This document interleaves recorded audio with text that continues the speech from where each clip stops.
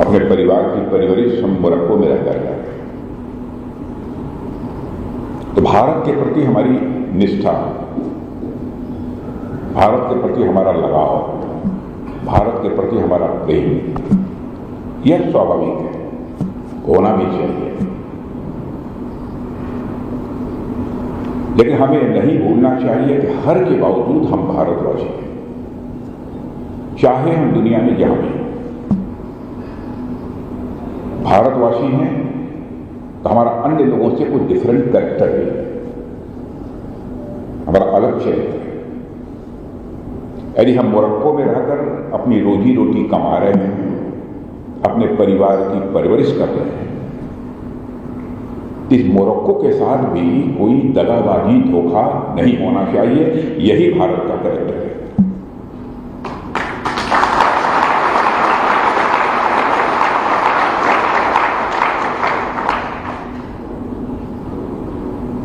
क्योंकि भारत की पहचान सारी दुनिया में कुछ अलग प्रकार की है।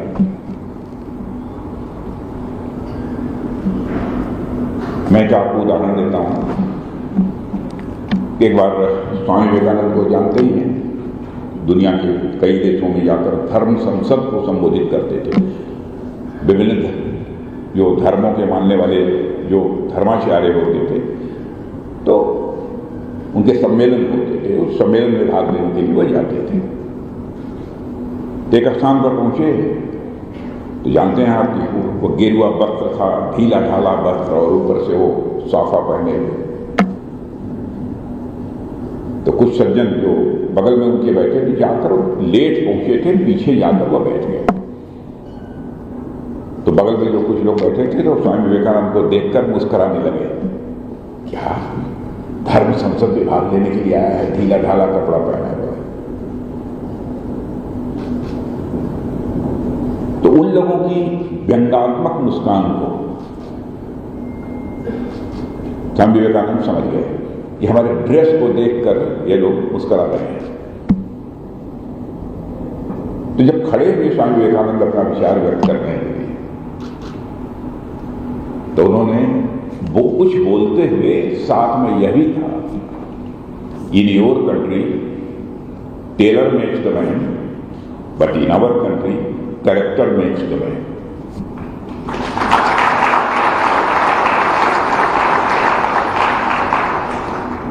तुम्हारे देश में तो टेलर बनाता है इंसान, लेकिन हमारे देश में चरित्र बनाता है इंसान। यह भारतवासियों में, अन्य लोगों में अंतर है। तो हमारी इस कैरेक्टर पर किसी भी सूरत में आंच नहीं आनी चाहिए। और मैं जहां जाता हूं लोगों को आगाह करता हूं।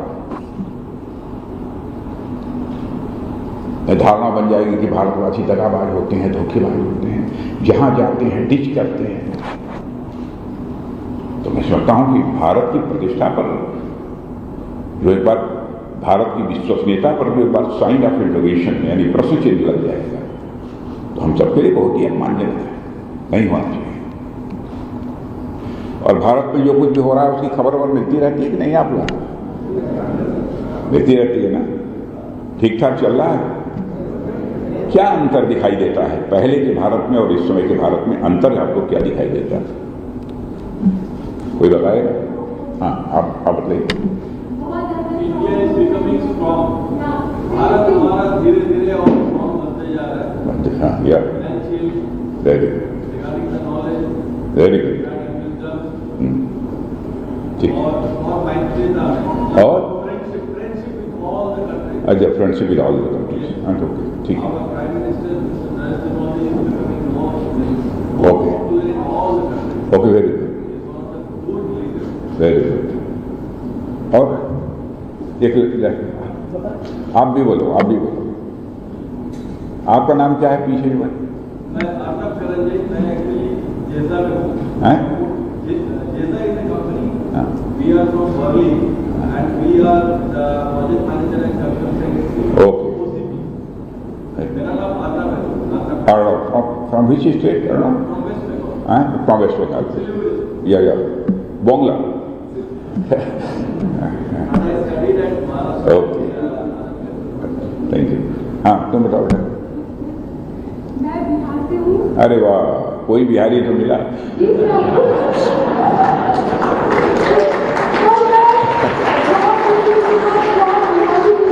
है? मैं फ्रॉड बिहारी हूँ, मैं फ्रॉड इंडियन हूँ। हाँ बिल्कुल होना चाहिए। बिल्कुल, मैं बहुत ज़्यादा झिझक बिना झिझके बोलती हूँ, मैं बिहार से हूँ और मुझे बहुत गर्व होता है। मेरे हस्बैंड भारतीय कंपनी एनआईटी में काम करते हैं और मैं बहुत अब वो कहाँ के हैं? वो भी बिहार के हैं। चलो तो बात बन गई। हम लोग आपके बहुत बड़े फैन हैं सर। आज हमारा सौभाग्य है कि आपका दर्शन नहीं, थैंक यू वेरी मच, बहुत अच्छा। हाँ बस आप बताइए, कहाँ से? हिमाचल। Very good. सर मेरा नाम सुरेंद्र है, मैं हिमाचल प्रदेश से हूँ और मैं इधर इंडियन रेस्टोरेंट रन कर रहा हूँ। और बाकी तो सब चीज़ें न्यूज़ में पता लग जाती है, लेकिन मैं पर्सनल अपना एक्सपीरियंस यहाँ शेयर करना चाहता हूँ सबके साथ, जो मैंने पर्सनली फील किया। 2014 से पहले, मोदी सरकार से पहले मैंने कभी ऐसा प्राउड फील किया जो अभी करता हूँ या 2014 के बाद किया। पहले कुछ जो लोग हमें नहीं चाहते थे, इंडिया को नहीं चाहते थे, वो मतलब ऐसे आते थे जैसे कि मतलब ये मुस्लिम कंट्री है, तो कुछ मुस्लिम लोग आते थे दूसरी कंट्री से, सोचते थे कि वो मुस्लिम कंट्री तो हमें दबाने की कोशिश करते थे और मतलब डरा के रखने की कोशिश करते थे। लेकिन जब से मोदी सरकार आई है तब से ऐसा लगता है कि सीना चौड़ा करके हम काम करते हैं। और उसके बाद मैंने अपने 3 रेस्टोरेंट खोले और 3 नया लोग हैं मेरे पास, और आज दिन तक मोरक्को के लोग इतने अच्छे हैं, उन्होंने इतना सपोर्ट किया कि मैं 20 साल से यहाँ हूँ, लेकिन कभी भी किसी ने हमें इस तरह से कोई टॉर्चर नहीं किया या किसी तरह से कोई प्रॉब्लम नहीं। आपकी सीने की चौड़ाई कितनी है? अभी तो मोदी के जैसी होगी धीरे-धीरे, लेकिन आप देख ही रहे हैं जितनी चौड़ाई है। नहीं भाई, देखने से नहीं पता चलता है। आपने कवर किया हुआ है, छिपाया हुआ है। वैसे अब देखिए, मुझे खुशी है इस बात की कि आप लोग ये महसूस कर रहे हैं, इंटरनेशनल कम्युनिटी में भारत का स्टेशन बढ़ा है। अंतर्राष्ट्रीय जगत में भारत का कद बढ़ा है। पहले क्या हालात थे? पहले इंटरनेशनल फोरम पर भारत कुछ बोलता था तो भारत की बातों को जितनी गंभीरता पूर्वक लिया जाना चाहिए नहीं लिया जाता था। लेकिन आज इंटरनेशनल फोरम पर भारत कुछ बोलता है तो सारी दुनिया कान खोलकर सुनती है कि भारत बोल क्या रहा है। यह हैसियत भारत की बनी है। पहले ऐसे हालात नहीं थे। और कितने सब चैलेंजेस हैं, जियो पॉलिटिकल और ग्लोबल चैलेंजेस, इन सब के बावजूद भारत आज one of the fastest growing major economy है।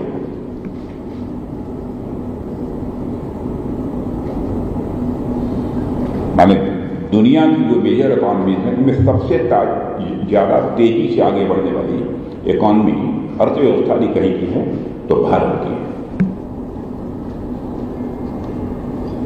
इससे बड़ी सुखद स्थिति और क्या हो सकती है? जब हमारी गवर्नमेंट नहीं आई थी तो 2014 के पहले, 2014 के पहले धन दौलत के मामले में, इकॉनमी की साइज के मामले में हमारा भारत दुनिया के देशों में 11वें स्थान पर खड़ा था।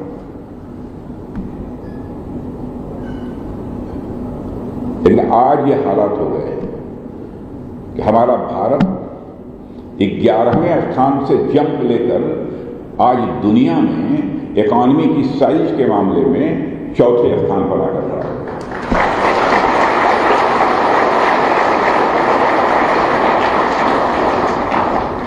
मॉर्गन स्टैनले जैसी financial firms, international highly reputed firms, अब यह दावा कर रही हैं कि वह दिन दूर नहीं है कि आगामी साल 2 साल के अंदर ही भारत इकॉनमी की साइज के मामले में दुनिया की टॉप 3 कंट्रीज में आकर खड़ा हो जाए।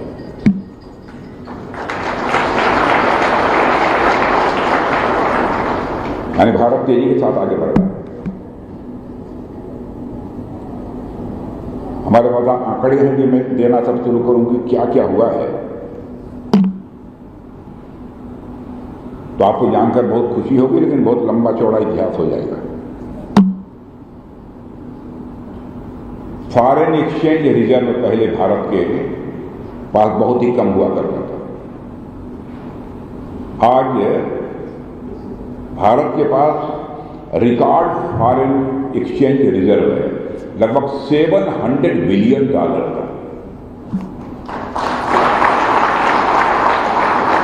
अब दुनिया से जो चीज चाहे हम खरीद सकते हैं, ले सकते हैं।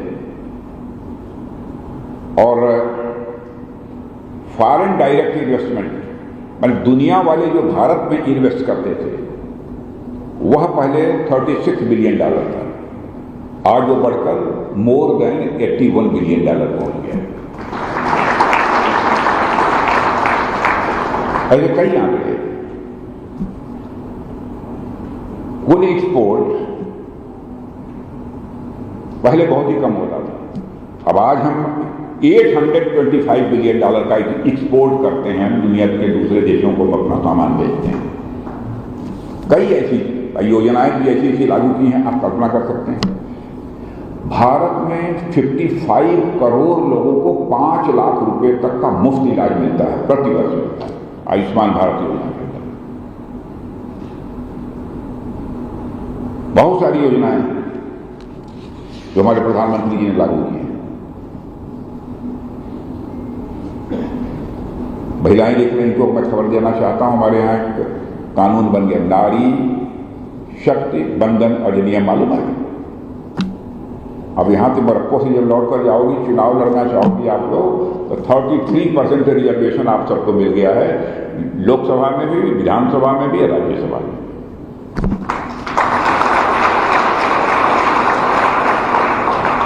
हम महिलाएं ताली बजा रही हैं, लेकिन पुरुष भी ताली बजा रहे हैं।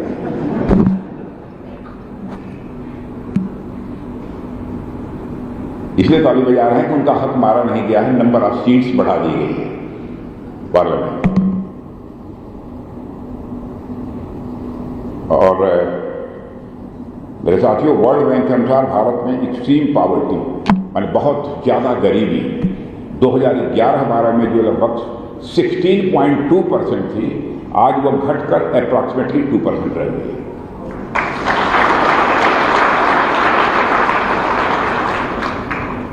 यह कुछ थोड़े बहुत आंकड़े मैं मोटा मोटा आपको दे रहा हूं। नॉलेज इकोनॉमी में तो आगे बढ़ ही रहे हैं। स्टार्टअप जानते हैं आप लोग? कितने लोग स्टार्टअप जानते हैं? आप बताइए।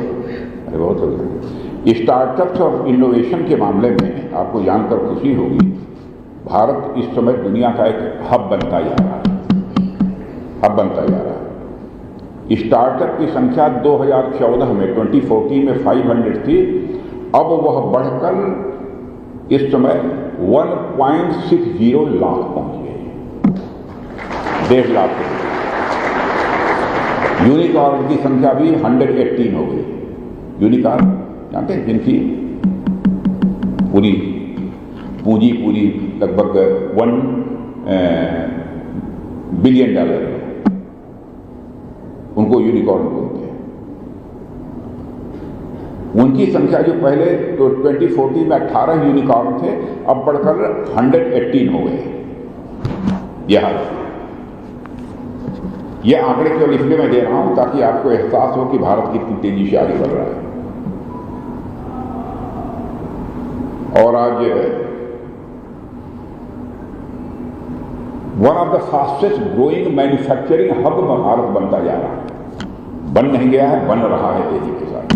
माने सामान बनाते हैं, जो तरह तरह की चीजें बनाते हैं, उस मामले में भी one of the fastest growing manufacturing hub of the world Bharat बनता जा रहा है। कई ऐसी चीजें हुई हैं। यूपीआई का नाम सुना है? सबको मालूम है। इसके माध्यम से ट्रांजैक्शन होता है ना, धड़ाधड़ होता है। कहीं बैंक में कहीं आने जाने की जरूरत नहीं होती। जितना चाहो पैसा निकालो, जितना चाहो खर्च करो, जितना चाहो जमा करो। डिजिटल ट्रांजैक्शन करिश्मा हुआ है। यूपीआई द्वारा अप्रॉक्सीमेटली लगभग 2000 करोड़ से ज्यादा ट्रांजैक्शन हुए हैं। 2000 करोड़ से ज्यादा, मैंने जो आप पैसा निकालते हैं, 1 बार 2 बार 10 बार जो भी निकालते हैं, सब मिला जुलाकर केवल अगस्त महीने में 2025 के अगस्त महीने में 2000 करोड़ ट्रांजैक्शन हुए। तो एक महीने में ही जो 2000 करोड़ ट्रांजैक्शन जो हुए हैं, आपको जानकर आश्चर्य होगा कि लगभग 25 लाख करोड़ से अधिक का ट्रांजैक्शन हुआ है। 1 लाख करोड़ 2 लाख करोड़ नहीं, 25 लाख करोड़ से ज्यादा का ट्रांजैक्शन।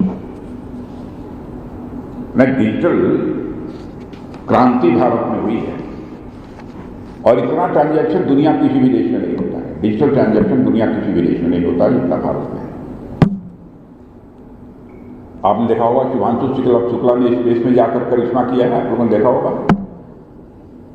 अब स्पेस सेक्टर में पहले एक स्टार्टअप था और आज आपको जानकर खुशी होगी 2014 में केवल एक स्टार्टअप था। आज 266 स्टार्टअप स्पेस सेक्टर में काम कर रहे हैं। चंद्रमा के साउथ पोल पर पहुंचने वाला भारत दुनिया का पहला देश बन गया है, मालूम है? मालूम है कि नहीं मालूम? अब आगे भी जा रहे हैं, आगे भी जाएंगे। अब पक्का मानना कि 2-4 साल के अंदर ही पहुंचेंगे।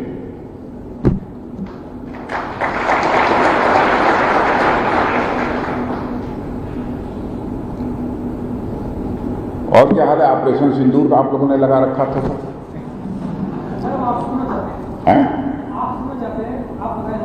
क्या हुआ, कैसे हुआ, कैसे? अरे जो होना था हो गया, क्या बताना?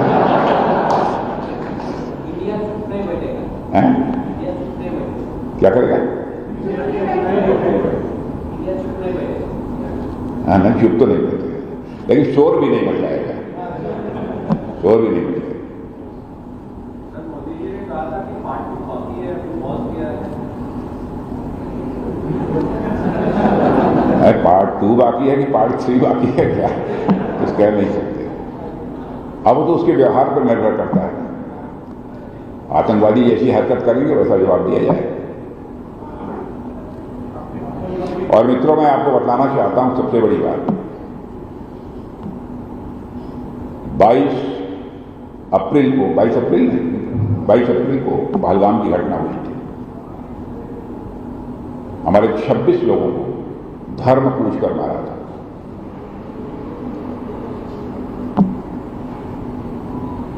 धर्म पूछ कर मारा था।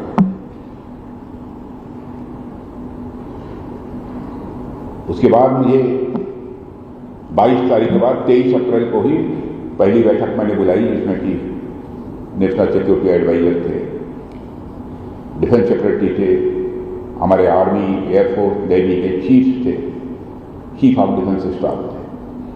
बैठते ही पहला सवाल मैंने किया था, क्या किसी भी प्रकार के ऑपरेशन का निर्णय सरकार करती है तो आप ऑपरेशन के लिए तैयार हैं?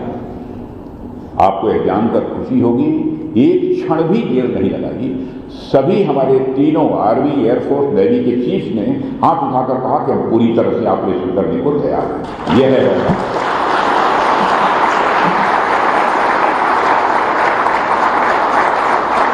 यह है। फिर उसके बाद एक दिन के बाद हम लोग अपने प्रधानमंत्री मोदी जी के साथ बैठे। उन्होंने कहा कि बस आगे बढ़िए, खुली आजादी है, जो करना चाहते हैं करिए। और आपने देखा उसके बाद क्या हुआ? सीमा पर नहीं, घर में घुसकर 100 किलोमीटर से आगे जाकर जो है आतंकवादी ठिकानों को तबाह करने में हम लोगों ने कामयाबी हासिल की।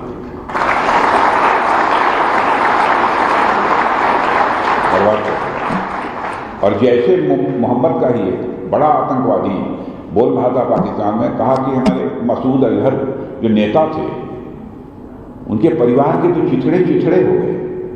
उसने कहा, हम नहीं कह रहे हैं, उस आतंकवादी ने कहा कि उनके परिवार के, भारत वालों के चिथड़े कर दिए। और उनकी दुर्गत हुई हो, सरगना थे, उनकी हालत हो।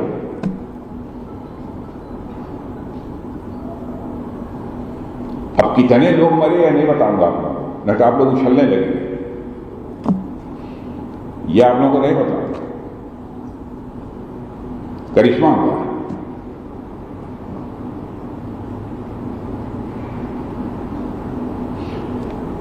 फिर उसके बाद पाकिस्तान ने यह कहा कि साहब सीज फायर चाहते हैं, एक बार के बाद दूसरी बार भी जब उसने रिक्वेस्ट किया तो उसके बाद हम लोग ये हुआ कि भाई ठीक है, हर के बावजूद हैं तो पड़ोसी ना। वैसे पड़ोसी देशों के साथ हम अच्छे रिश्ते बनाकर रखना चाहते हैं, चाहे कोई भी पड़ोसी।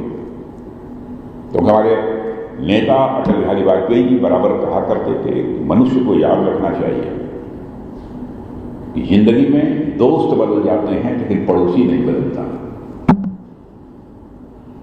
हम अच्छे रिश्ते बनाकर रखना चाहते हैं, लेकिन पड़ोसी को भी तो चाहिए अच्छे रिश्ते बनाकर रखें। नहीं रखेगा उसको सही रास्ते पर लाना भी तो हमारी ही जिम्मेदारी है न, और किस लिए।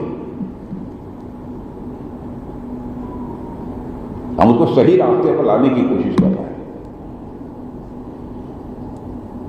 और हमारे प्रधानमंत्री जी ने भी कहा कि यह तो भी पास है, पास।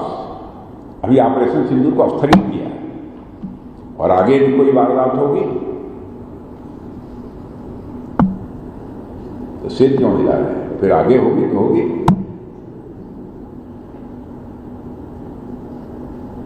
फिर से शुरू हो जाएगा।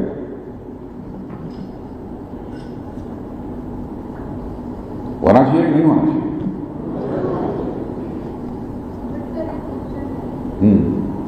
इकट्ठे बहुत सारे लोग मरेंगे तब होगा या थोड़े थोड़े अंतराल पे 2 लोग मरे कि 4 लोग मरे, उसका वेट करेगा। ऐसा होता ना हमारे गाँव में इकट्ठे मरे, और वैसे तो हमेशा होता है कोई हमारा नाम चाहता हुआ कभी पैसा देगा। नहीं सही बात, नहीं अब मार रहे हैं हम लोग। देखो मैंने भारत की विशेषता आप देखो, आप उन सबों ने आकर आतंकवादियों ने हमारे देशवासियों को धर्म पूछ कर मारा, लेकिन हम लोगों ने धर्म पूछकर अथवा किसी का धर्म देखकर नहीं मारा, बल्कि उनके कर्म को देखकर मारा है।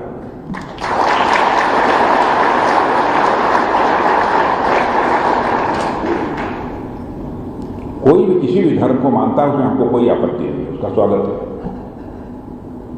धर्म विशेष के लोगों से हमको कोई नाराजगी नहीं हो सकती, कोई आपत्ति नहीं हो सकती। यह खुली आजादी है, जो जिस धर्म को मानना चाहता है उस धर्म को माने। हम किसी भी व्यक्ति से, किसी भी जात, पंथ, मजहब, धर्म को मानने वाला क्यों हो, हम उससे भेदभाव नहीं करते। यह भारत का चरित्र है। हमारे यहाँ देश के ऋषियों और मनीषियों ने कहा ना, यत पिंडे तत् ब्रह्मांडे, जो पिंड में है वही ब्रह्मांड में है, जो मेरे में है वही तेरे में है, जो छोटे में है वही बड़े में है। हमारे देश के ऋषि और मनीषियों ने कहा, अरे हमारा देश तो ऐसा है कि जिस सर्प के काट लेने के बाद मरने की पक्की गारंटी होती है, नाग पंचमी के दिन उस सर्प को भी दूध पिलाकर उसके दीर्घजीवी होने की कामना दुनिया का कोई देश करता है तो केवल और केवल भारत करता है। यह है भारत का चरित्र। हमको अपनी विशेषताओं को भी समझना चाहिए। यह है भारत का चरित्र। और आगे जो होगा सब ठीक होगा, मानकर चलिए। रक्षा क्षेत्र में तो करिश्मा हो रहा है। 1.5 लाख करोड़ से ज्यादा का इस समय उत्पादन हो रहा है, 1.5 लाख करोड़ ज्यादा का, और बढ़ने वाला है। 2029 तक और आगे जाएगा।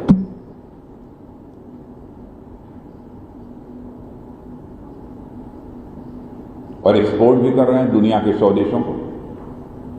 सामान जो हथियार बना रहे हैं, चीजें बना रहे हैं, दुनिया के 100 देशों को अब हम लोग एक्सपोर्ट भी कर रहे हैं।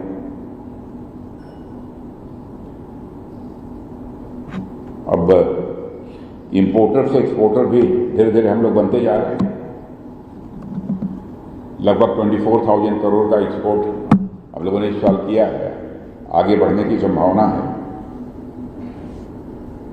सब मिला जुलाकर इतने कहूंगा कि भारत तेजी के साथ आगे बढ़ रहा है। आप लोगों को और कुछ कहना है तो बोलिए।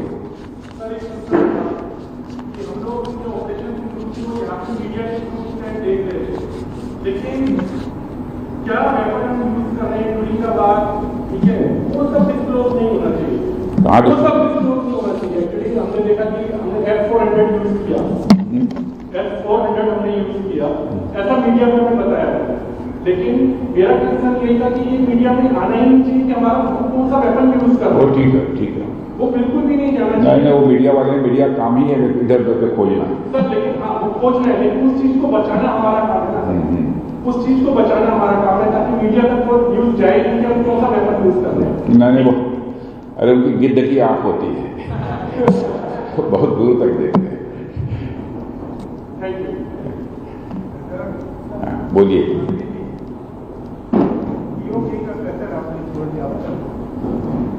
पीओके अपने आप आएगा, चिंता क्यों करते हैं?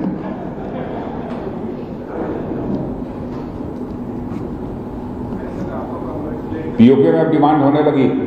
आपने सुना होगा, एक दो बार कुछ लोगों ने नारेबाजी की थी। 5 साल पहले एक बार इंडियन आर्मी को कश्मीर वैली में मैं संबोधित कर रहा था एक कार्यक्रम को। उस समय ही मैंने कहा था कि पीओके को आक्रमण करके हड़पने की जरूरत नहीं पड़ेगी। वो तो हमारा पड़ोसी है ही, वो हमारा है ही पीओके। और पीओके के लोग स्वयं ये कहेंगे कि मैं भी भारत हूं, और वह दिन आने वाला है। चलिए जी जी। ग्राउंड रियलिटी में my family has faced the actual scenario what was going on during that operation. तो मैं आपको थैंक यू करना चाहता हूँ because before 2014 there was no government who was taking such blunt action. Because if you see, अगर आपने देखा होगा पास्ट का it was the biggest terrorist attack in Indian history, but the government has not taken any action so far at that time of time. So for that I can thank you very much for taking such action. Thank you. And the justice was served. That I can. Thank you, thank you. Thank you. Thank you, sir. आप लोगों ने रामचरितमानस पढ़ा है कि नहीं? कितने लोगों को रामचरितमानस के बारे में जानकारी है? रामायण नहीं पढ़ा, रामचरितमानस हम काफी लोगों को जानकारी है। एक प्रसंग आप लोगों ने पढ़ा होगा कि जब रावण ने सीता का अपहरण किया था और सीता का अपहरण करने के बाद ले जाकर रावण ने अपनी बहुत ही वाटिका में रखा था, तो हनुमान मिलने के लिए जब पहुंचे, जब लंका गए, तो लंका में चारों तरफ से हनुमान जी की जितनी मरम्मत होनी चाहिए हुई, चारों तरफ से आक्रमण हुआ। और पहुंचते ही हनुमान जी ने तोड़फोड़ अपना शुरू कर दी। कहीं कोई पेड़ उठाकर किसी के ऊपर फेंक दिया, कहीं किसी को मार दिया भूसे से, वो गिर गया, वो हो गया, हंगामा मच गया पूरे लंका में। तो उसके बाद जब वो सीता जी के पास पहुंचे, जहां सीता जी को रावण ने रखा था, तो सीता जी ने हनुमान जी से कहा कि ऐ हनुमान, तुमने लंका में इतनी तोड़फोड़ क्यों की? तुमको नहीं करना चाहिए। देखिए सीता जी का हृदय कितना बड़ा, इतने लोगों को मारा, इतना तोड़फोड़ किया। तो जानते हैं हनुमान जी ने क्या उत्तर दिया था? हे माते सीता, जिन मोहि मारा तिन मोहि मारे, जिन्होंने मुझे मारा हमने केवल उन्हीं को मारा है और किसी दूसरे को मारा नहीं।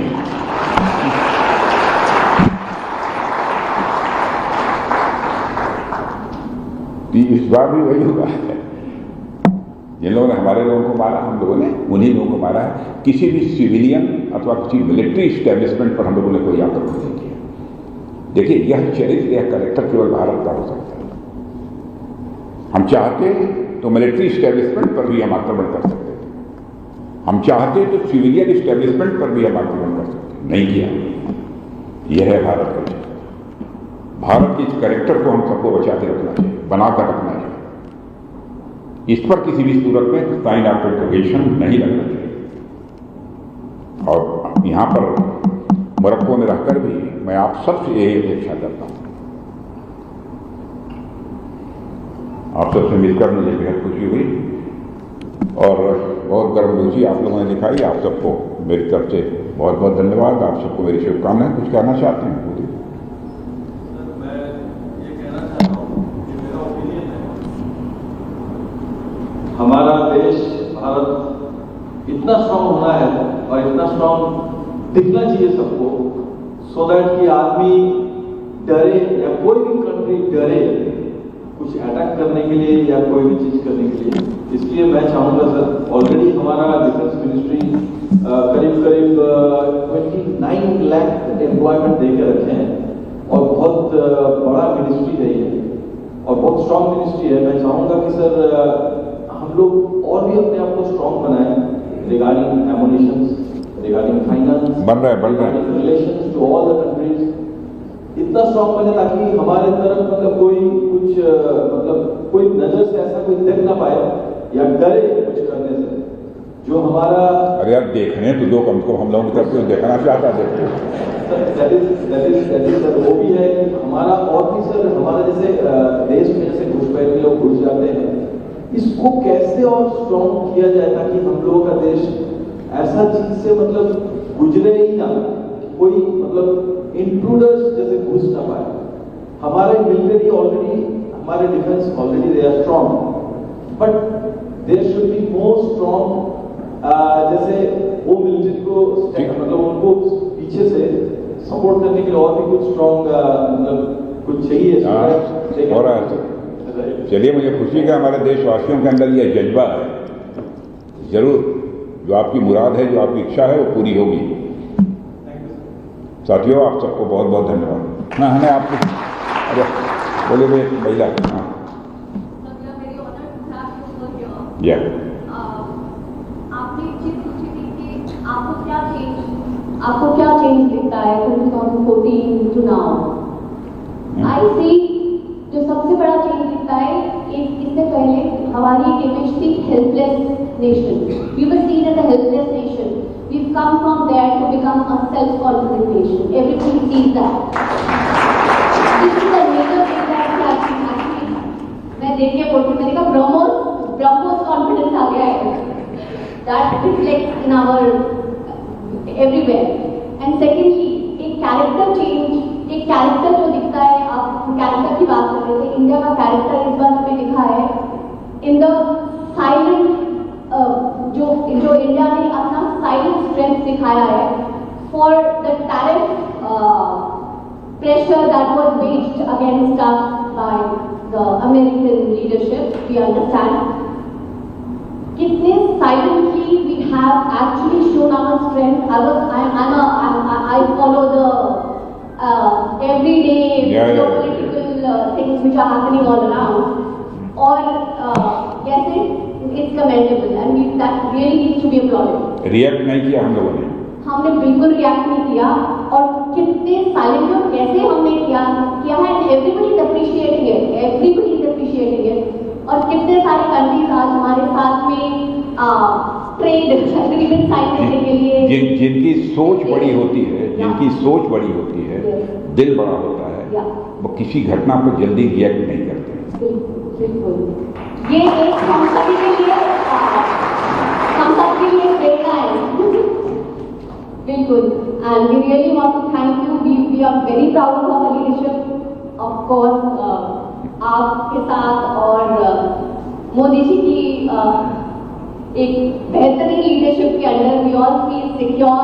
Thank you. And we just wish that we get many more years under your leadership like that. अच्छा, ये बताओ, कोई मुझसे इसके पहले मुझसे कहीं किसी मिला था भारत में? कोई कहीं आप मिले थे? आप भी मिले थे? अच्छा, 3 लोग और कोई?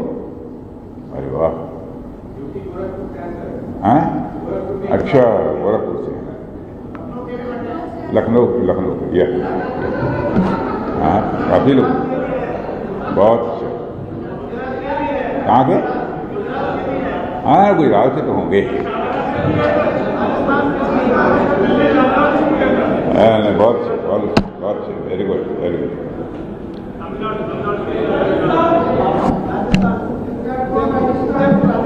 अच्छा, उधर मैंने अधिकांश स्टेट्स के लोग यहाँ पर बोले कई। हाँ, बनारस का तो मैं हूँ ही। अरे हाँ, वो आपकी उससे लग गया है कोई अरे। अरे मित्रों, चले, हमारी हार्दिक शुभकामनाएं आप सभी को बहुत बहुत धन्यवाद।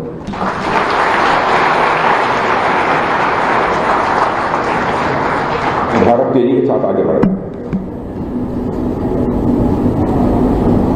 हमारे पास आंकड़े हैं कि मैं देना सब शुरू करूं कि क्या क्या हुआ है।